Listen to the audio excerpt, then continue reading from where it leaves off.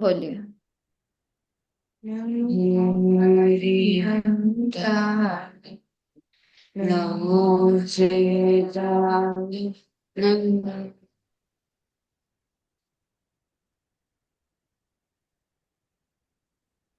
आपकी आवाज बंद हो गई है। संविता नमः श्रीवरदेवानाय निधूते अभिलाषणि सात्कारि लोकान् यद्विद्यागरर्पणायते। बोलिए द्वादशांग जिनवाणी माता की जय हो। पंच परमिष्टि भगवान की जय हो। अहिंसा मई जिन धर्म की जय हो। जय। श्री रत्नकरण श्रावकाचार्य जी, जिसके अंतर्गत गुणव्रत अधिकार के अंतर्गत दिग्व्रत और अनर्थ दंड का स्वरूप समझने के बाद हम भोगोपभोग परिमाण व्रत का स्वरूप देखेंगे।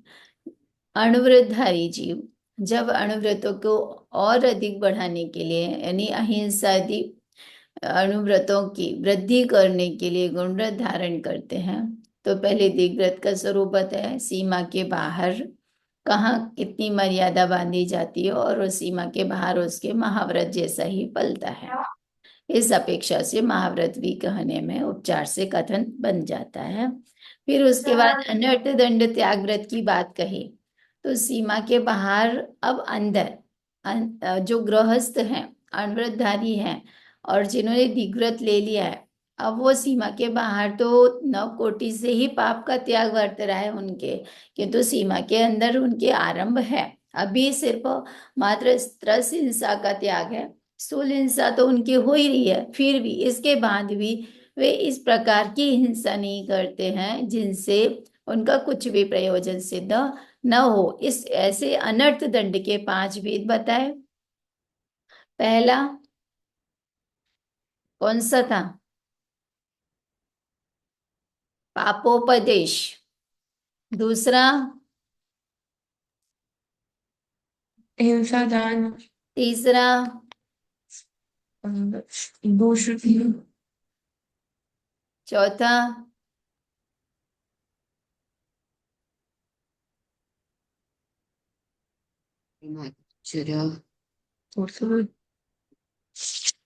निकालिए 75 नंबर का श्लोक। ब्रह्मचर्य। क्रम से बोलिए। 75 नंबर का श्लोक, पेज नंबर 125।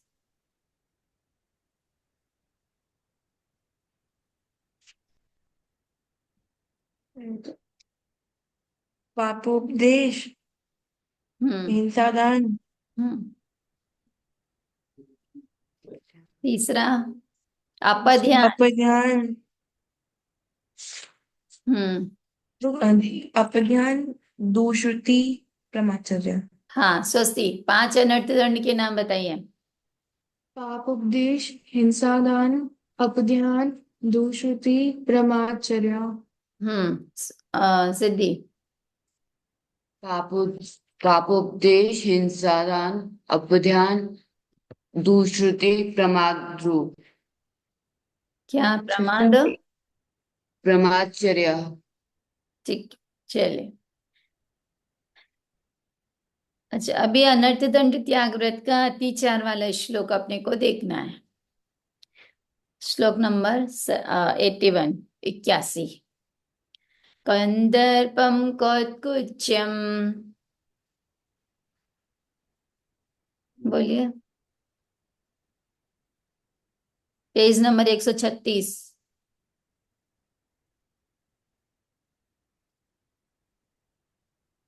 136।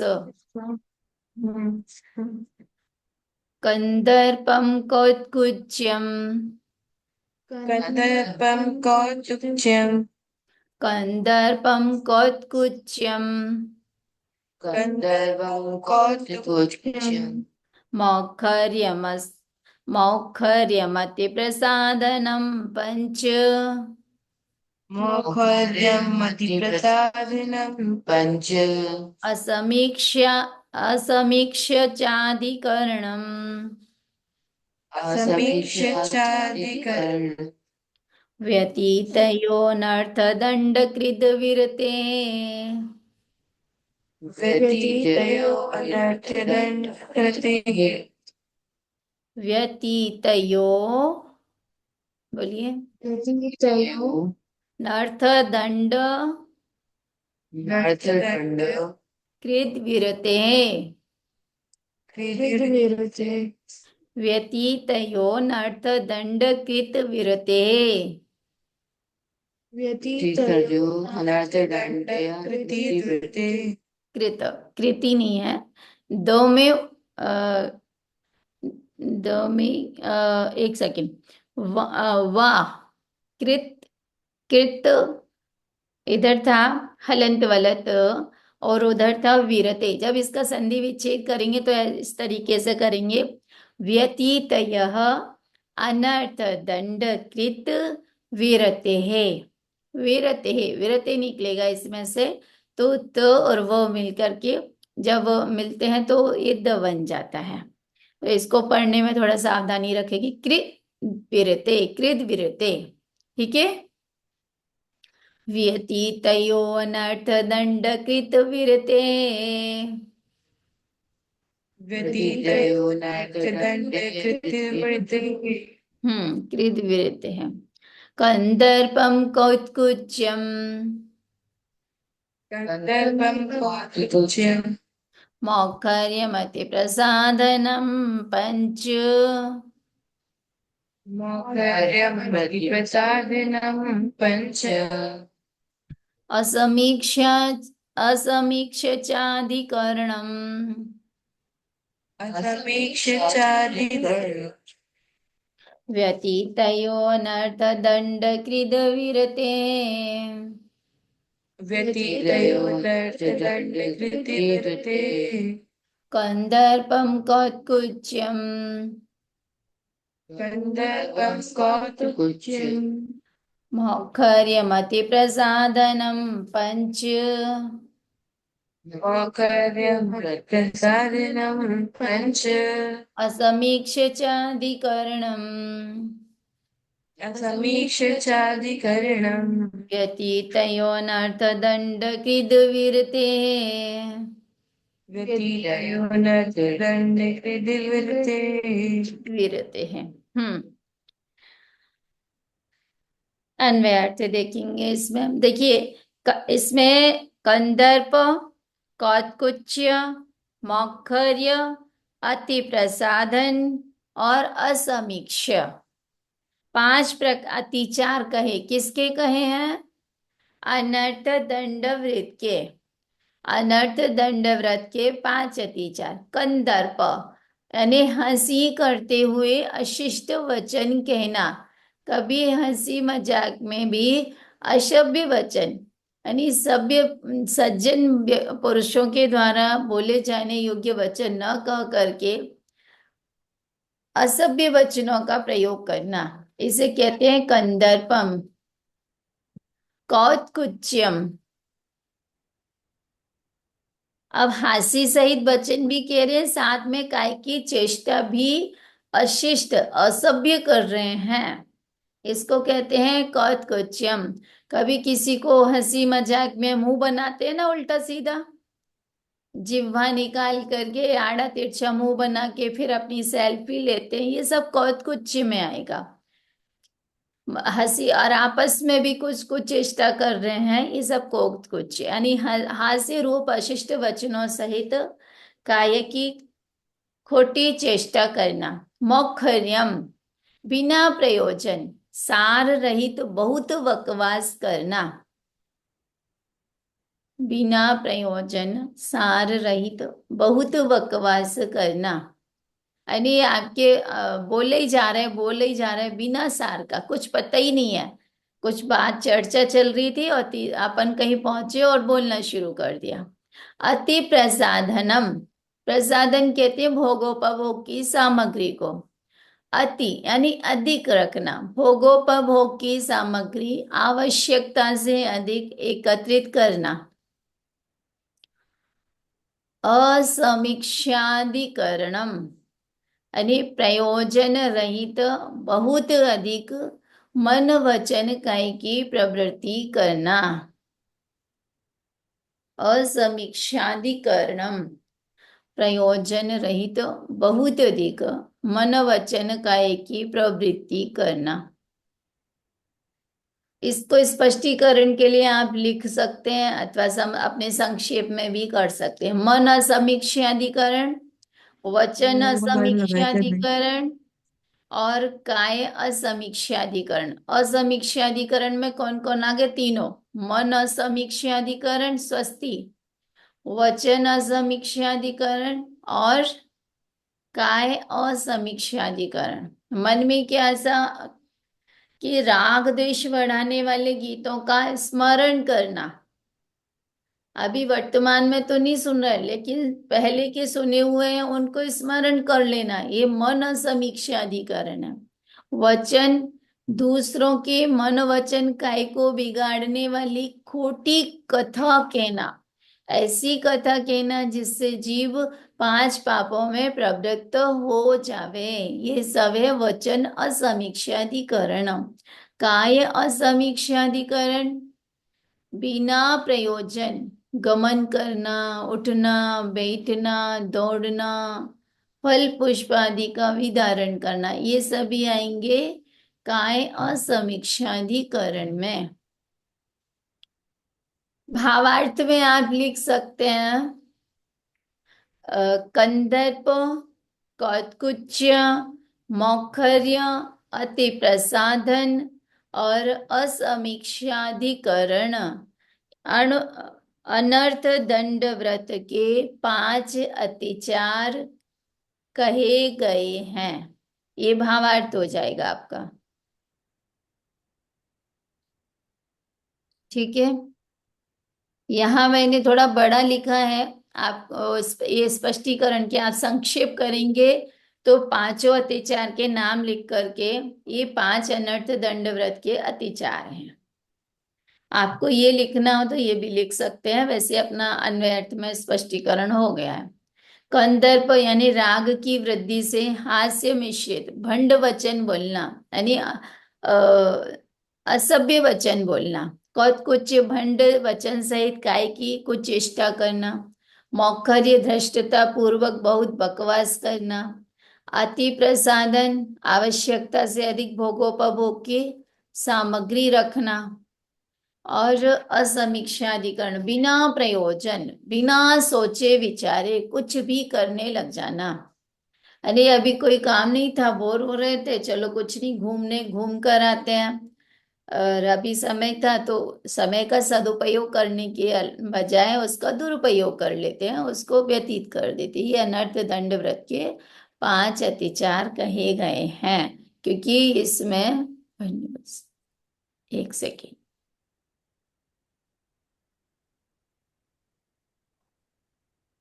हम्म, समझ में आ गया ये वाला? क्या कह रहे हैं इसमें? अनर्थ दंड व्रत के अतिचार कौन कौन से बताए हैं मासूम? कंदर्प, कौतुक, कौत कौतकुच्यम, कुच्य, देखिए तो कौत हलन पूरा नहीं है, कौत कुच्य हम्म बोलिए। कौतकुच्य, हम्म मौखर्य, अति हम्म प्रसादन, असमीक्षाधिकरण। हम्म। कंदर्प में क्या आएगा? कंदर्प में जैसे किसी जैसे की कभी, हंसी उड़ाना, हाँ, हंसी भी मजाक करना उड़ाना, किसी और की। हंसी भी नहीं उड़ा रहे, हम चार पांच मित्र एक साथ मिलकर बैठे हैं और बैठे बैठे कुछ भी असभ्य वचनों का प्रयोग कर रहे हैं, जिन वचनों के प्रयोग से किसी के मन में विकार उत्पन्न हो जावे, पांच इंद्रियों के विषयों के प्रति लालसा उत्पन्न हो जाए, असभ्य वचन, अशिष्ट वचन बोलना, ये सब आएगा कंदर्प में। कौतकुच्च में किसी की काय से मजाक उड़ाना या फिर काय से कुछ यानी हास्य सहित चेष्टा करना। वचन तो बोल ही रहे हैं, कभी कभी ऐसा होता है ना, हास्य सहित वचन भी बोलते हैं और कुछ चेष्टा भी करते हैं। जैसे उदाहरण के तौर पर, किसी का मजाक उड़ाने लगना। हम्म, जैसे कोई एक्टिंग बहुत अच्छी ऊपर। ड्रेस पहन करके आए, तो उस ड्रेस को अब हमको उसको नीचा दिखाना है, तो क्या करते हैं, हो कितनी, वो तो ये ड्रेस तो उसके जैसी लग रही है, और मुंह भी बना लेते हैं कुछ चेष्टा रूप। तो हाथ से सहित वचन भी बोले और कुछ चेष्टा भी कर दी। मौखर्य में कुछ भी बोलने लग जाना है, आपको पता ही नहीं है क्या बोलना है, और बिना प्रयोजन के बकवास करते रहना। अति प्रसादन, जितनी अपन को आवश्यकता है उससे ज्यादा ये सामग्री जोड़ना। फालतू आवश्यक, फालतू की सामग्री जोड़ के रख लेना। वो, हाँ, और पांचवा, कुछ भी करना मतलब जिससे कोई प्रयोजन है ही नहीं, जिससे कोई कुछ होता ही नहीं है, लाभ भी नहीं है हमें, फिर भी वो काम करना। मन वचन काय की प्रवृत्ति करना बिना सोचे विचारे, ये पांच अनर्थ दंड व्रत के अतिचार कहे गए। हाँ, आगे कोई बताएंगे और पांच अतिचार, स्वस्ति नाम बताएंगे, हाँ दीदी। बोलिए। कंदर्प, हम्म। कौतकुच्च, हम्म। मौखर्य, हम्म। अति प्रसादन, हम्म। असमीक्षाधिकरण। हम्म। सिद्धि, बताइए। गंधर्व कौतकुज मौखर्य हम्म। अति प्रसादन समीक्षाधिकरण। याद होगा सभी को पांच अतिचार। देखिए, अपन पढ़ रहे हैं, आपको एग्जाम भी देना है, तो तैयारी ऐसे करो कि दोबारा ना पढ़नी पड़े। चलिए श्लोक पढ़ते हैं एक बार।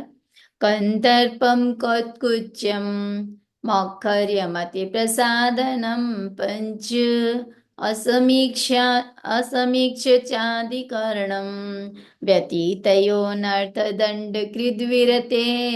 बोलिए। कंदर्पम कौतकुच्च, एक एक करके बोलना है एक साथ एक में। करके बोल, एक एक करके। कंदर्पम कौतकुच्चम मौखर्यमति प्रसादनम पंच असमीक्षा असमीक्ष्यचाधिकरणं व्यति व्यतीतयोर्नर्थदण्डकृते। हम्म। हाँ, स्वस्ति। कन्दर्पं कौतुकुच्यं हम्म। मौखर्यमतिप्रसादनं पञ्च असमीक्ष्य चाधिकरणं व्यतीतयो व्यतीतयोनर्थदण्डकृतिविरते। आगे। गंधर्वं कौतकुच्छं मौखर्यमति प्रसादनम पंच असमीक्षा समीक्षाचाधिकरणं व्यतीतयोनोतिदण्ड कृत वृत्ते। अनर्थ दंड कृत विरते है, यानी अनर्थ दंड व्रत के व्यतीतय अतिचार। ठीक है, ये अपना रह गया था, इसको कर लेना। अनर्थ दंड व्रत के अत्याचार, आगे का पढ़ते हैं। अब इसके बाद यहाँ अनर्थ दंड पूरा हो जाते हैं, और इसके बाद अनर्थ दंड व्रत के पांच अतिचार हैं, वे त्यागने योग्य कहे। अब भोगोपभोग परिमाण व्रत के कहने वाले 8 श्लोक कहते हैं। भोग और उपभोग। भोग माने पांच इंद्रिय जो के एक बार विषय भोगा जा सके। जिन्हें एक बार भोगने में आते हैं। जैसे भोजन है, पुष्प आदि हैं, जो एक बार भोजन, पानी है, एक बार भोगा फिर पुनः नहीं भोगा जा सकता, ऐसी सामग्री उपभोग में जिन्हें बार बार भोगा जा तो सके। बार बार भोगने में आती है, जैसे मोबाइल है, लैपटॉप है, और भी सामग्री, वस्त्र हैं, ये सभी उपभोग के अंतर्गत आएंगे। देखो, परिग्रह परिमाण व्रत में परिग्रह को सीमित कर लिया था। अब भोगोपभोग परिमाण व्रत में क्या कर रहे हैं, वहां भी तो भोग और उपभोग की सामग्री को ही सीमित किया है ना। लेकिन यहाँ भोगोपभोग परिमाण गुण व्रत में जो परिग्रह रखा था, जैसे उदाहरण के तौर पर अपने पास 50 ड्रेस हैं, 10 हैं, 20 हैं, लेकिन जब व्रत होते हैं, अष्टानी का व्रत आए, 10 लक्षण व्रत आते हैं, तो उनमें भी परिमाण कर लेते हैं। यानी जो आवश्यक सामग्री हमने अपने लिए रखी थी उसमें भी परिमाण करते हैं कि अब व्रतों के दिन में हम 3 ड्रेस से ज्यादा नहीं यूज करेंगे, 4 ड्रेस से ज्यादा यूज नहीं करेंगे, अथवा खाद्य सामग्री, खाने योग्य जो इष्ट जो भक्ष्य पदार्थ थे उनमें भी सीमा बांध लेते हैं कि हम इन दिनों में हरि का सेवन नहीं करेंगे, अथवा करेंगे भी तो किसी को अशक्य हो, कोई बीमारी हो, कोई तकलीफ हो, तो वो भी अपना अपनी शक्ति के अनुसार उसका परिमाण कर लेते हैं। इसको कहते हैं भोगोपभोग परिमाण व्रत।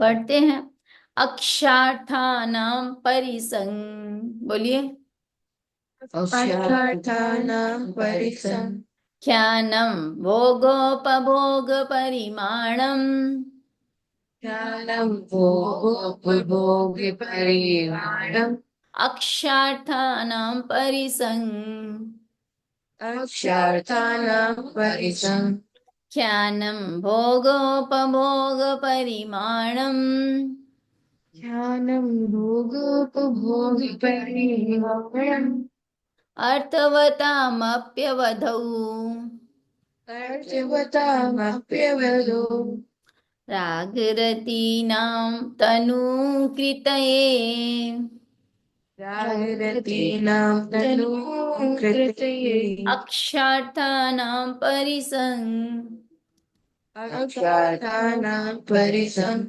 ख्यानं भोगोपभोग परिमाणम् ज्ञानं भोगोपभोगपरिमाणम् अर्थवतामप्यवधौ अर्थवतामप्यवधौ रागरतीनां तनूकृतये रागरतीनां तनूकृतये।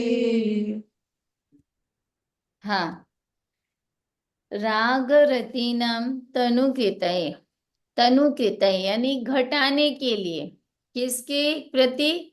जो राग है, परिग्रह के प्रति वे राग तो विद्यमान है, चूंकि अनुवृत्ति है, अभी गुण धारण किए, गृहस्थ है, राग तो, लेकिन उस राग को भी घटाने के लिए क्या करते हैं, उसकी बात इस श्लोक में कही गई है। अन्य अर्थ लिखेंगे, राग रति नाम, राग से होने वाली विषयों की लालसा के तनुकृतये, घटाने के लिए, अवधौ, परिग्रह, अवधौ माने होता है परिमाण, अवधि, सीमा, अवधौ परिग्रह परिमाण व्रत में की हुई परिग्रह की मर्यादा में अपि भी अर्थवताम प्रयोजन भूत अक्षार्थानाम, इंद्रियों के विषयों का परिसंख्यानम, परिमाण करना, भोगोपभोग परिमाणम, भोगोपभोग परिमाण नाम का व्रत है। भावार्थ, राग से होने वाली आसक्ति को घटाने के लिए परिग्रह के परिमाण के भीतर उपयोग में आने वाले इंद्रियों के विषयों का नियत समय तक या जीवन पर्यंत परिमाण करना भोगोपभोग परिमाण व्रत कहलाता है।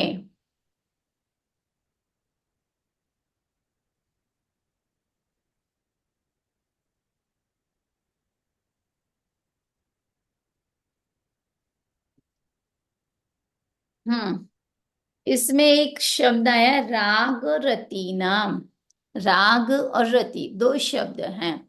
देखो, जब तक गृहस्थ है तब तक जो परिमाण किया है, जितना परिग्रह, उसके प्रति राग तो निरंतर बढ़ रहा है, लेकिन रति लगाव, उसमें आसक्तिपना, उसमें व्यक्तता कभी कभी होती है। जैसे भोजन के प्रति राग निरंतर वर्त रहा है, जो परिग्रह अपने पास है उसके प्रति राग नहीं, लेकिन उसके प्रति और अधिक जो लगाव है, उसमें जो जुड़ाव है, उसे कहते हैं रति। नहीं, जब रति होती है, जब बाहर में यदि आप भोजन कर रहे हो और कहें कि मुझे राग नहीं है, तो ऐसा नहीं हो सकता। यानी राग होगा तभी बाहर में भोजन करेंगे।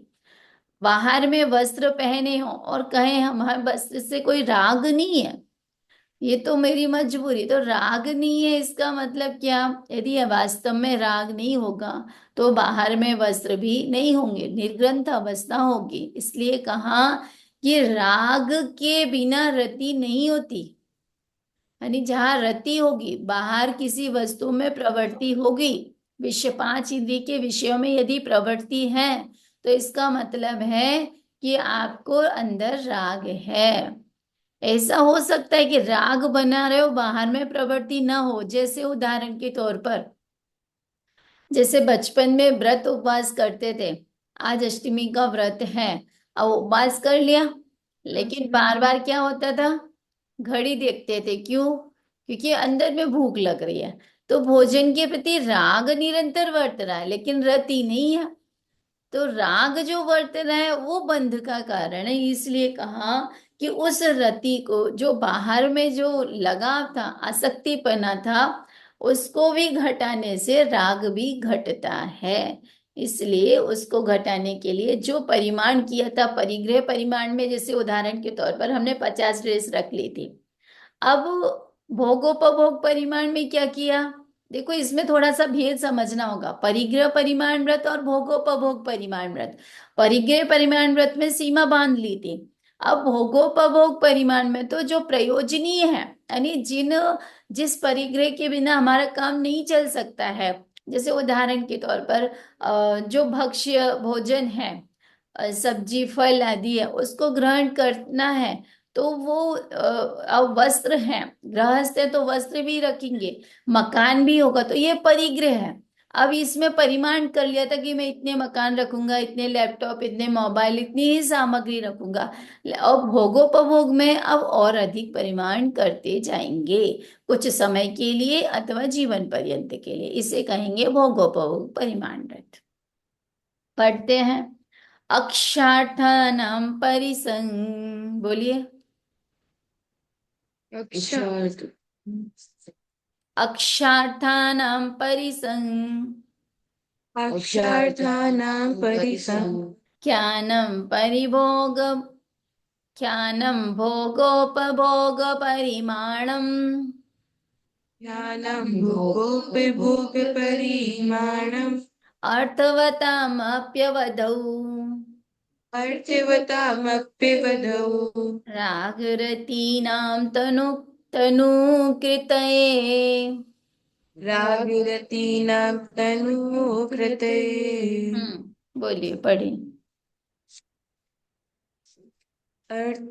अक्षार्थानां परिसंख्यानां भोगोपभोगपरिमाणम् अर्थवतामप्यवधो रागरतीनां तनूकृते। आगे पढ़िए।